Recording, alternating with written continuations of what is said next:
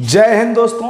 मैं आत्मा सिंह एक बार फिर से आप सभी दोस्तों का ज्ञान अकेडमी प्रयागराज परिवार में हार्दिक स्वागत एवं अभिनंदन करता हूं। दोस्तों, जैसा कि मैंने किंग कोबरा सीरीज के नाम से state super TET C TET के लिए स्पेशल बैच प्रारंभ किया है, उसी बैच के आगे जो सीरीज मैंने प्रारंभ किया है उसी की अगली कड़ी में मैं आपके लिए फिर से कुछ क्वेश्चनों का बेहतरीन क्वेश्चनों का कलेक्शन लेके आपके साथ आया हूं। दोस्तों, आप लोग बिल्कुल तैयार हो जाइए, पेन कॉपी लेकर के रेडी हो जाइए और आप मेरे साथ बिल्कुल जुड़िए। अपने दोस्तों को शेयर करिए, ज़्यादा से ज़्यादा लोगों तक इसको शेयर करिए ताकि उनको भी इसका बेनिफिट मिल सके। दोस्तों, ठीक है, चलिए हम आज फिर से इस क्वेश्चन सीरीज को प्रारंभ करते हैं। और दोस्तों याद रखिएगा, सीरियस होकर पढ़िए, पेन कॉपी लेकर पढ़िए, ज़्यादा से ज़्यादा अपने दोस्तों को शेयर कर दीजिए। क्वेश्चन का कलेक्शन अच्छा लगे तो कुछ वीडियो को लाइक जरूर करिएगा और कमेंट्स करिएगा। दोस्तों चलिए देखते हैं। पहला आपका क्वेश्चन आपके सामने आ गया, पर्यावरणीय निश्चयवाद के प्रतिपादक कौन थे? तो देखिएगा दोस्तों, Carl Ritter, Griffith Taylor, Davis, इनमें से कोई नहीं। अब बताइएगा इसका आंसर क्या होगा। दोस्तों, क्या हो सकता है इसका आंसर?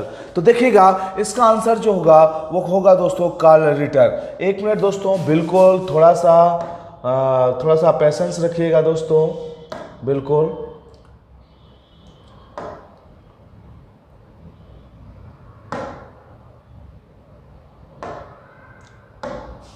देखिएगा इसका जो आंसर होगा दोस्तों वो होगा कार्ल रिटर। क्या होगा? कार्ल रिटर होगा। अच्छा, तो याद रखिए कार्ल रिटर को पर्यावरणीय निश्चयवाद का प्रतिपादक या जनक कहा जाता है। दोस्तों, बहुत बार पूछा गया एग्जामों में क्वेश्चन है, आप लोग इसको अच्छे से रीड कर लीजिएगा। अच्छा, ग्रिफिथ टेलर के विषय में पूछा है। ग्रिफिथ टेलर ये ऑस्ट्रेलिया के भूगोलवेत्ता थे। कहाँ के रहने वाले थे? ऑस्ट्रेलिया के थे ये रहने वाले, और ये ऑस्ट्रेलिया के भूगोलवेत्ता थे दोस्तों। और इन्होंने नगरीय भूगोल पर अध्ययन किया, नगरीय भूगोल पर इनका अध्यापन हुआ और इसी पर इन्होंने अपना महत्वपूर्ण योगदान दिया था। तो याद रखिएगा, ग्रिफिथ टेलर ऑस्ट्रेलिया के रहने वाले थे। डेविस की अगर मैं बात करूं तो डेविस यूएसए के रहने वाले थे। कहाँ के? यूएसए के रहने वाले थे और ये भी यूएसए के भूगोलवेत्ता थे, महान भूगोलवेत्ता थे ये डेविस। और डेविस के द्वारा कई सारी चीज़ें दी गई, जैसे डेविस जलवायु के विषय में बताया डेविस साहब ने जलवायु के विषय बताया, और इसके बाद भूस्थल के विषय में बताया, भू आकृति विज्ञान के विषय में इन्होंने कई सारे अपने तथ्य दिए। चलिए, इसके बाद डेविस साहब के विषय में आप जानते हैं कि डेविस जो जल संधि है, इन्हीं के नाम पर उसका नाम पड़ा है, डेविस जल संधि। डेविस जल संधि कहाँ पर पाई जाती है? डेविस जल संधि ग्रीनलैंड और कनाडा के मध्य पाई जाती है। कनाडा के मध्य पाई जाती है। यह विश्व की सबसे चौड़ी जल संधि है। यह विश्व की क्या है दोस्तों? सबसे चौड़ी जल संधि है। विश्व की सबसे चौड़ी जल संधि है। सबसे चौड़ी जल संधि है। चौड़ी जल संधि है। ठीक है दोस्तों, चलिए बहुत बढ़िया। आगे हम बात करते हैं, इसके बाद नेक्स्ट क्वेश्चन पे चलते हैं। अगला क्वेश्चन हमारा क्या कहता है कि सतत विकास के लिए आवश्यक है। सतत विकास के लिए क्या आवश्यक है दोस्तों?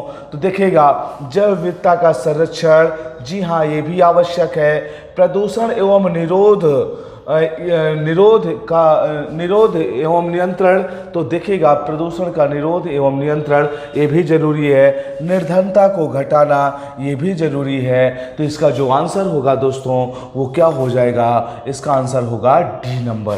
ठीक है, चलिए अगले क्वेश्चन पे चलता हूँ। विश्व पर्यावरण दिवस किस तारीख को मनाया जाता है? तो विश्व पर्यावरण दिवस किस तारीख को मनाया जाता है दोस्तों? तो आप लोगों को ये बहुत अच्छे से पता होगा कि इसको 5 जून को मनाया जाता है। तो दोस्तों 21 मार्च को क्या मनाया जाता है? तो 21 मार्च को विश्व वानिकी दिवस मनाया जाता है। विश्व वानिकी दिवस मनाया जाता है दोस्तों। कब? 21 मार्च के दिन। अच्छा, 23 दिसंबर को कौन सा दिवस दोस्तों मनाया जाता है? तो 23 दिसंबर को राष्ट्रीय किसान दिवस मनाया जाता है दोस्तों। क्या मनाया जाता है? राष्ट्रीय किसान दिवस मनाया जाता है दोस्तों। कब? 23 दिसंबर को। और देखिए 23 दिसंबर को राष्ट्रीय किसान दिवस मनाया जाता है। 25 मई को क्या कौन सा दिवस मनाया जाता है? तो ये मनाया जाता है इंटरनेशनल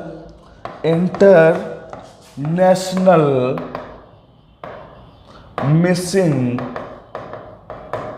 मिसिंग चिल्ड्रेन डे, मतलब अंतर्राष्ट्रीय इंटरनेशनल मिसिंग चिल्ड्रन डे 25 मई को मनाया जाता है। चलिए नेक्स्ट क्वेश्चन पे चलता हूं। निम्नलिखित वर्षों में से कब पर्यावरण संरक्षण अधिनियम पारित हुआ दोस्तों? तो देखिएगा 1982, 1990, 1994, 1986 कब पारित हुआ है? तो दोस्तों ये पारित हुआ है 1986 में। कब पारित हुआ? 1986 में। 1982 को देख लेते हैं थोड़ा सा। 1982 में क्या हुआ था? 1982 में नाबार्ड की स्थापना हुई थी। किसकी स्थापना हुई थी? नाबार्ड। नाबार्ड को किसानों का सबसे बड़ा बैंक कहा जाता है। किसानों का सबसे बड़ा बैंक कहा जाता है। किसानों के डेवलपमेंट के लिए ये कार्य करता है और इसका मुख्यालय मुंबई में है दोस्तों। कहाँ पर है? मुंबई में इसका मुख्यालय है। और इसकी जो स्थापना हुई थी, तो इसकी स्थापना जो हुई थी 12 जुलाई, कब हुई थी? 12 जुलाई 1982 को इसकी स्थापना हुई थी दोस्तों। चलिए नेक्स्ट क्वेश्चन पे चलता हूं। अगला क्वेश्चन, निम्न में से कौन सरोवर या झील में तेजी से वृद्धि करते हैं? तो देखिएगा दोस्तों, आप लोगों को पता है कि जो सरोवर और झील है उनको नष्ट कौन कर रहा है? तो उसको नष्ट कर रहा है जलकुंभी। कौन नष्ट कर रहा है? जलकुंभी। आप लोगों की जानकारी के लिए बताऊं, हुसैन सागर झील को, हुसैन सागर झील को इसी जलकुंभी के द्वारा नष्ट कर दिया गया है। जलकुंभी के द्वारा नष्ट हो गई है। आगे देखिएगा, नागफनी की बात करें तो नागफनी जो है ये मरुद्भिद पौधा है। कैसा पौधा है? मरुद्भिद पौधा है दोस्तों, ध्यान रखिएगा। ये आपको डेजर्ट में देखने को मिलेगा। सिंघाड़ा के विषय में बताएं तो ये पोखरों और तालाबों में कृषि के रूप में इसका उपयोग किया जाता है। लोग कृषि करते हैं, लेकिन मैं आप लोगों को बता दूं कि जहां पर इसकी कृषि होती है वहां पर कीचड़ होना अनिवार्य है और लोग जो है इसकी खेती करते हैं। ठीक है दोस्तों, चलिए अगले क्वेश्चन पे चलता हूं। पादप वृद्धि हेतु सबसे उपयुक्त मिट्टी कौन सी है? तो पादप वृद्धि हेतु सबसे उपयुक्त मिट्टी जो होती है दोस्तों, तो दोमट मिट्टी होती है। कौन सी मिट्टी होती है? दोमट मिट्टी होती है। दोमट मिट्टी के अंदर क्या क्या होता है? तो इसमें इसके अंदर बलुई मिट्टी होती है, बलुई होती है और चिकनी मिट्टी पाई जाती है। दोनों मिट्टियां इसमें होती हैं। और क्या होता है? ह्यूमरस पाया जाता है। ह्यूमरस पाया जाता है, ह्यूमरस भी पाया जाता है। तो तीनों में ये तीनों मिला करके क्या बनाते हैं? दोमट मिट्टी बनाते हैं दोस्तों। चलिए ठीक है, अब आप देखेंगे चिकनी मिट्टी, बलुई मिट्टी। बलुई मिट्टी के विषय में मैं आपको बताऊं, इसमें सब्जियों का उत्पादन बहुतायत में होता है। सब्जियों का उत्पादन किया जाता है। और देखिएगा चिकनी मिट्टी जो होती है, जिसमें आप देखेंगे चिकनी मिट्टी में क्या होता है? चिकनी मिट्टी में गेहूं की फसल होती है, गेहूं की, धान की, इनकी फसल होती है। कहाँ पर? चिकनी मिट्टी के अंदर। ठीक है दोस्तों, चलिए आगे बढ़ता हूँ। मरुस्थल पादप अधिकतर होते हैं। मरुस्थलीय पादप अधिकतर किस प्रकार के होते हैं दोस्तों? तो मरुस्थलीय पादप अधिकतर मांसल होते हैं। क्यों मांसल होते हैं? ताकि इनका ज़्यादा से ज़्यादा वाष्पीकरण ना हो सके। वाष्पीकरण होगा तो ये सब पौधों की डेथ हो जाएगी। इसीलिए इनका जो पादप का मरुस्थलीय पादप अधिकतर किस प्रकार के होते हैं? मांसल होते हैं, ताकि अपने वेपरेशन को रोक सकें। ठीक है दोस्तों, चलिए आगे बढ़ता हूँ अगले क्वेश्चन पे। मृदा परिवर्धन को कहते हैं, क्या कहते हैं मृदा परिवर्धन को दोस्तों? तो देखेंगे मृदा परिवर्धन को कहा जाता है मृदा जनन। क्या कहा जाता है? मृदा जनन। मतलब एक मिट्टी से दूसरी मिट्टी, दूसरे से तीसरे, तीसरे से चौथे, इसी तरीके से जो है मिट्टी का निर्माण होता है दोस्तों। आप लोग इसको क्लियर रखिएगा एकदम से।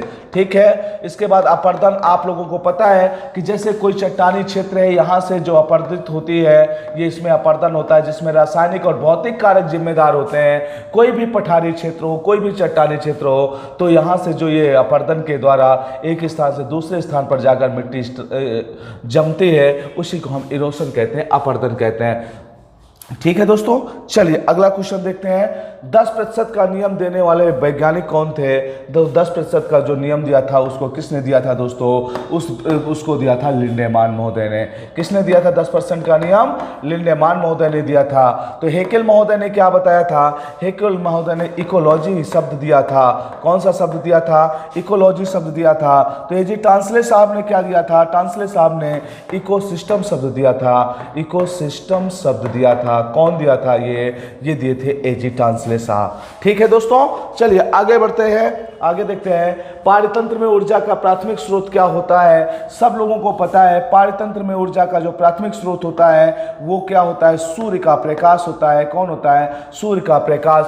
पर्णहरित जो होती है इसको क्लोरोफिल कहते हैं। क्लोरोफिल की उपस्थिति में ही जो पेड़ पौधे होते हैं वो अपना भोजन बनाते हैं। पेड़ पौधे क्या करते हैं, इसी की उपस्थिति में अपना भोजन बनाते हैं दोस्तों। और हरे पौधे जो होते हैं, हरे पौधे जो होते हैं वही प्रकाश संश्लेषण करते हैं। एटीपी का फुल फॉर्म होता है adenosine triphosphate. Adenosine triphosphate phosphate होता है। ठीक है दोस्तों, क्लियर है। चलो बहुत बढ़िया, नेक्स्ट क्वेश्चन पे चलता हूं। एक पारितंत्र में मानव और सभी जंतु होते हैं। अब देखिए थोड़ा सा क्वेश्चन में मिसप्रिंटिंग लग रहा है कि एक पारितंत्र में मानव व सभी जंतु होते हैं। क्या होते हैं, तो देखिएगा उत्पादक होते हैं, अपघटक होते हैं, सर्वाहारी होते हैं, उपभोक्ता होते हैं। तो देखिएगा इसमें क्या होंगे, सभी के सभी क्या हो जाएंगे, उपभोक्ता हो जाएंगे, क्योंकि उत्पादक तो पेड़ पौधे होते हैं। उत्पादक क्या होते हैं, पेड़ पौधे होते हैं। ठीक है दोस्तों, अपघटक के रूप में होता है बैक्टीरिया। क्या होता है, बैक्टीरिया होता है दोस्तों। अपघटक के रूप में बैक्टीरिया होता है। और क्या होता है, कवक होता है दोस्तों। सर्वाहारी के रूप में मानव आता है, मैं मानता हूं इस बात को, लेकिन यहाँ पे क्वेश्चन कुछ और पूछा गया है। ठीक है, अगले क्वेश्चन पे चलते हैं। घास स्थल पारिस्थितिकी तंत्र में संख्या का पिरामिड कैसा होता है। देखिएगा घास तंत्र में जो संख्या के आधार पर अगर हम बात करें तो इसका जो पिरामिड होता है हमेशा कैसा होता है दोस्तों, हमेशा इसका पिरामिड सीधा होता है दोस्तों। अच्छा, उल्टा अगर पिरामिड की बात करें तो संख्या के आधार पर जब पिरामिड को उल्टा की बात करेंगे, संख्या के आधार पर जब उल्टा पिरामिड की बात करेंगे तो पेड़ का जो पिरामिड होता है, पेड़ का पिरामिड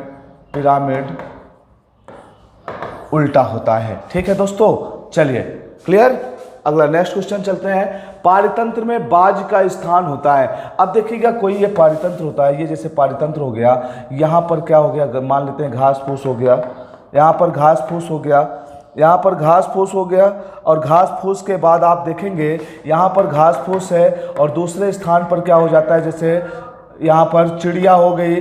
चिड़िया के बाद आप देखिएगा, चिड़िया के बाद दोस्तों आप देखेंगे क्या होता है, चिड़िया के बाद तीसरे स्थान पे आपका आ जाता है यहाँ पर जो जू होता है, जुआ, जू जो होता है, देखिएगा जू होता है। फिर इसके बाद चिड़िया जैसे हो जाती है, चिड़िया के बाद क्या हो जाता है, बाज हो जाता है। मतलब सीधा सा मेरा कहने का तात्पर्य है दोस्तों कि अगर हम देखें इसमें क्या देखें कि पारितंत्र में बाज का स्थान जो होगा तो ये होगा सर्वोच्च उपभोक्ता का। किसका होगा, सर्वोच्च उपभोक्ता का इसका स्थान होता है। किसका, बाज का। बाज हमेशा टॉप कंज्यूमर के रूप में काउंट किया जाता है दोस्तों।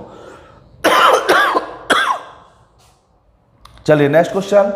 पारितंत्र में मानव है। मानव क्या होता है पारितंत्र के अंदर, तो पारितंत्र के अंदर अगर मानव को देखा जाए तो मानव क्या होता है दोस्तों, सर्वाहारी होता है। कैसा होता है, सर्वाहारी होता है। ठीक है, नेक्स्ट क्वेश्चन पे चलता हूं। एक पारितंत्र में मानव और सभी जंतु होते हैं। फिर से वही रिपीटेड पिछला वाला क्वेश्चन आ गया यहाँ पर। एक पारितंत्र में मानव और सभी जंतु कैसे होते हैं, तो ये सभी लोग कैसे होते हैं, ये सभी के सभी सर्वाहारी होते हैं। कैसे होते हैं, सर्वाहारी होते हैं दोस्तों। चलिए देखिए, आज मैंने 15 क्वेश्चन आपको करवाए। अगर ये आपको क्वेश्चन सीरीज बेहतर लग रही हो तो कमेंट बॉक्स में थम्स अप करिएगा, ज़्यादा से ज़्यादा इसको लाइक करिएगा और अपने दोस्तों को इसको ज़्यादा से ज़्यादा शेयर करिएगा दोस्तों।